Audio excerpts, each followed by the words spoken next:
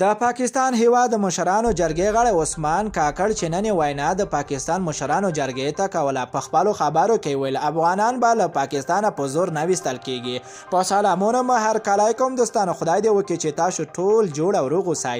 د مطلب د شریکېدو نه مخکې زموږ دغه ویډیو یو ځل تر پای وګورئ.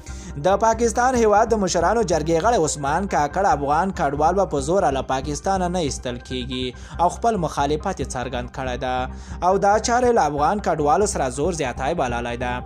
د مشرانو جرګې غړی عثمان کاکړ دغه څرګندونې په داسې حال کې کوي چې تازه د پاکستان لوړپوړو چارواکو د افغان کډوالو د ویستلو لپاره په خپلو ادارو غږ کړی او له دغه هیواده د افغان کډوالو ژر تر ژره د ایستلو ورته ویلی دي. عثمان کاکړ وایي چې هیڅ کله به افغان کډوال له دغه هیواده په زور زیاتی سره ونه ایستل شي.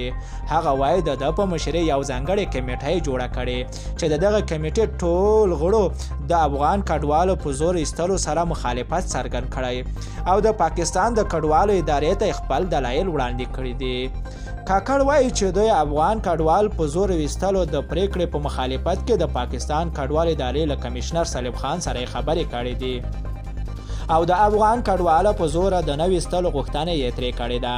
عثمان کاکړ زیاتوي چې د کډوالو ادارې کمشنر سلیم خان ورته ډاډ ورکړی او ورته ویلي دی چې افغان کډوالو سره د پاکستان د پرېښودو په سر زور زیاتی نه کیږي او له پرز غمه به ورسره کار اخلي.